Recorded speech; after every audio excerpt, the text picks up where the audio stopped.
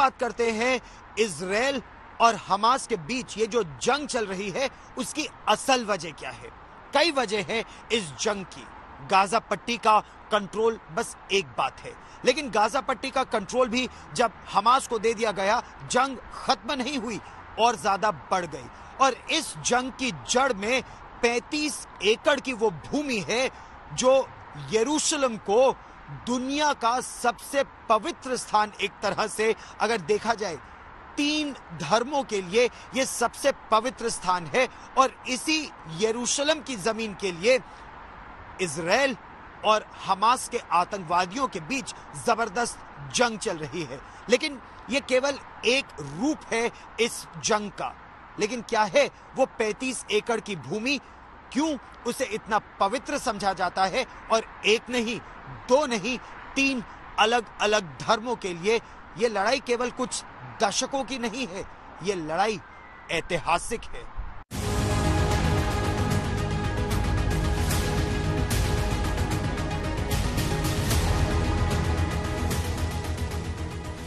यरूशलेम की अल अक्सा मस्जिद, जिसे इस्लाम में मक्का मदीना के बाद सबसे पवित्र स्थल माना जाता है।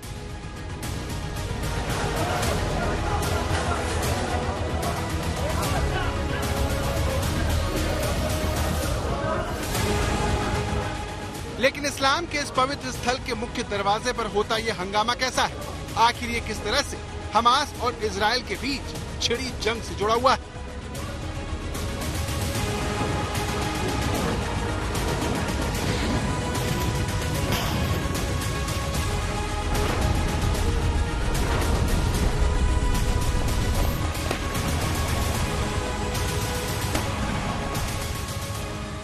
आखिर फिलिस्तीन इजराइल की जंग के पीछे अल अक्सा मस्जिद का क्या रोल है?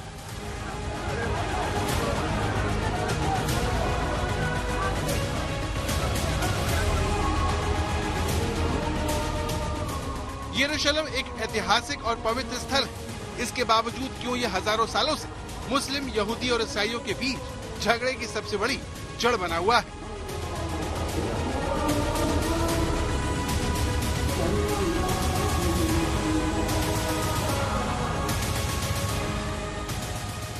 अल अक्सा मस्जिद से लगी इस दीवार से यहूदियों का रिश्ता क्या है?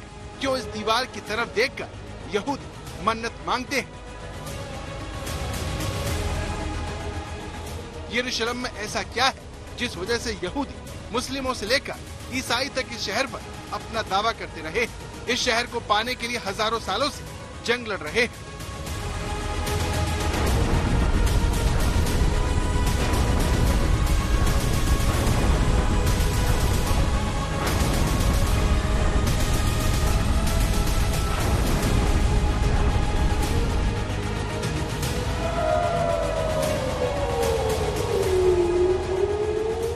दुनिया के 3 बड़े धर्मों का पवित्र स्थल होकर यरूशलेम में सन्नाटा पसरा हुआ है। क्यों यहाँ पर आजकल जंग का सायरन बज रहा है? देखिए, मैं जहां पर हूं, यहाँ पर ये आमतौर पर सन्नाटे का समय नहीं होता है। यहाँ सुबह का समय लोग अपने दफ्तरों के लिए निकल रहे हैं। ये ट्रॉम लाइन है और ये नहीं पता है कि कब अचानक से सायरन बजेगा। और सायरन के साथ साथ सिर्फ 10 सेकंड मिलता है। जगह जगह पर बंकर बनाए गए हैं, शेल्टर बनाए गए हैं और खासकर यहाँ जो घर बने हैं उनकी सीढ़ियां बेहद मजबूत हैं। और ये लोगों को पता है कि सायरन अगर बजा तो आपको 10 से 15 सेकंड के भीतर तुरंत सुरक्षित शेल्टर पर चले जाना है, जगह ले लेनी है। और इसीलिए ट्रेन और तमाम जो जगह अपने जगह पर रुक जाती हैं। और फिर एक तरफ से जब हमास के रॉकेट आते हैं, तुरंत आयरन डोम सिस्टम जो इजराइल का है वो रिटेलिएट करता है। इजराइल के बाकी शहरों की तरह इस समय जेरूशलेम में भी जबरदस्त तनाव है। लेकिन इस तनाव की आखिर वजह इस समय क्या है? दरअसल इस साल के शुरुआत में भी रमजान के पाक महीने में जब इजराइल की पुलिस और सुरक्षा बल अल अक्सा मस्जिद में घुसे और मस्जिद के अंदर घुसकर उन्होंने कार्रवाई की तो हमास आग बबूला हो गया। हमास ने इजराइल के खिलाफ 7 अक्टूबर को जो आतंकी कार्रवाई की उसको नाम भी अल अक्सा फ्लड ही दिया गया। लेकिन जो जानकार हैं वो ये मानते हैं कि अल अक्सा मस्जिद में जो कार्रवाई हुई वो केवल एक बहाना है, क्योंकि इस आतंकी हमले के लिए, 7 अक्टूबर के आतंकी हमले के लिए हमास की तैयारी और जो सब सामान इकट्ठा किया गया, जो ट्रेनिंग की गई, उसमें 1 साल से ज्यादा का समय लगा था। इसीलिए इस साल की शुरुआत में ग्राउंड जीरो पर अल अक्सा मस्जिद में हुआ क्या था, देखिए ये रिपोर्ट। 7 अक्टूबर को इजराइल पर हुए इस हमले को हमास का जवाब माना गया, जिसने अल अक्सा मस्जिद में घुसकर हमला करने वाले इजराइल को लहूलुहान कर दिया। इस हमले के बाद एक बार फिर यरूशलेम शहर और उसके अंदर की 35 एकड़ की जमीन का हिस्सा चर्चा में आ गया। दुनिया का क्षेत्रफल 95 अरब 29 करोड़ 60 लाख एकड़ है, जिस पर 8 अरब लोग बसे हुए हैं।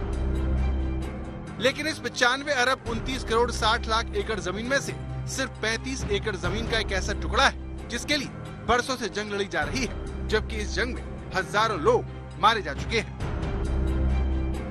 इजराइल और फिलिस्तीन के बार बार लड़ने की वजह भी यरूशलेम की 35 एकड़ की जमीन है, जिस पर 3 बड़े धर्म अपनी दावेदारी करते हैं। इस 35 एकड़ कंपाउंड को यहूदी पुकारते हैं हर हवाईयत, जिसे टेम्पल माउंट कहते हैं। टेम्पल के बाहरी अहाते की दीवार भी आप देख सकते हैं, जिसे वेस्टर्न वॉल कहा जाता है। इसी परिसर को मुस्लिम बुलाते हैं अल हरम अल शरीफ, जहां पर अल अक्सा मस्जिद और डोम ऑफ द रॉक है।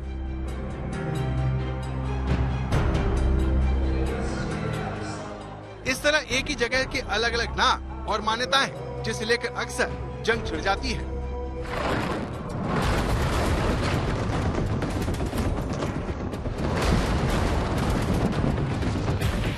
जब से युद्ध शुरू हुआ है उसके बाद देखिए सुरक्षा टाइट है, लेकिन लोग यहाँ नहीं हैं। ये देखिए, ये जो प्रवेश द्वार है, इक्का दुक्का लोग आपको यहाँ दिखाई पड़ते हैं और पूरे इलाके में सिर्फ और सिर्फ सन्नाटा पसरा हुआ है।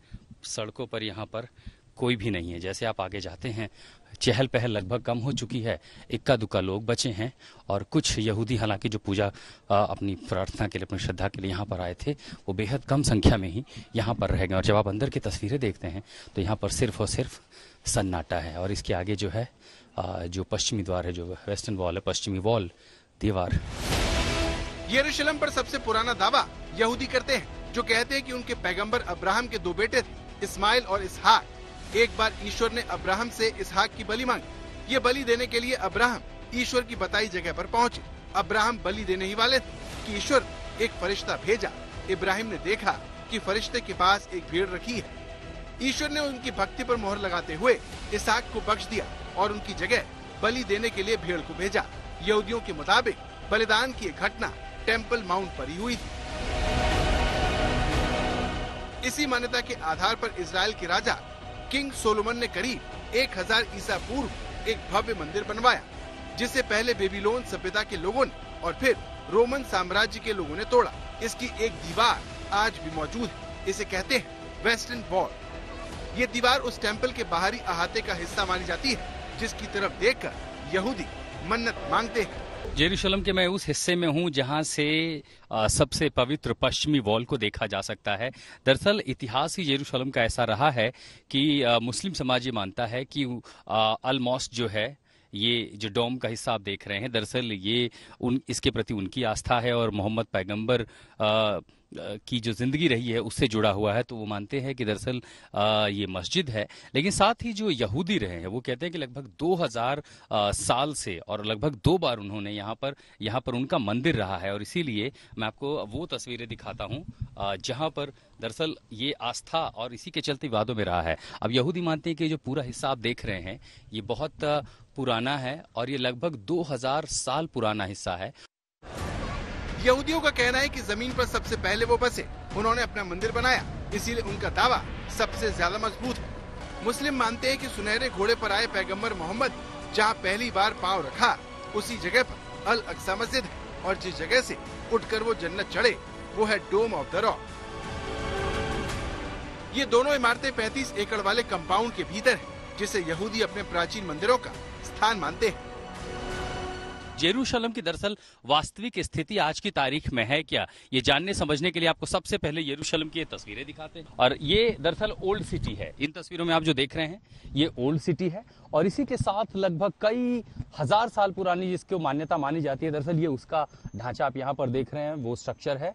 अब आप समझिए कि ये जो जेरूशलेम आप देख रहे हैं कि ऊपर एक डोम भी है, यानी मस्जिद भी है। यहूदी मानते हैं कि दरअसल ये उनका मंदिर है और क्रिश्चियन मानते हैं कि यहाँ पर चर्च है। ईसाई धर्म के लोगों का जुड़ाव इस क्षेत्र में इसलिए है क्योंकि उनका मानना है कि ये वही जगह है जहाँ कलवारी की पहाड़ी पर ईसा मसीह को सूली पर चढ़ाया गया था और उनका मकबरा स्पेलकर नाम के चर्च के अंदर है। और ये चर्च ठीक ये जो दीवार आप देख रहे हैं इसके अंदर की तरफ है। ऐसे चूंकि बाहरी लोगों को और मीडिया को अभी फिलहाल अंदर जाने की अनुमति नहीं है, लेकिन ये वो हिस्सा है।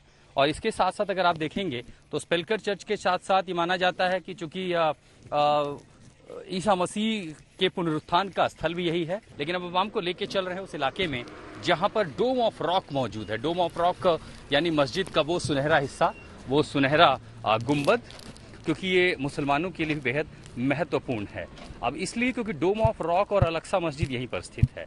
ये मस्जिद इस्लाम का तीसरा सबसे पवित्र स्थल है। यहूदियों का कहना है कि यरूशलेम पर उनका सबसे पुराना दावा है, क्योंकि इस्लाम और ईसाई धर्म बाद में आए।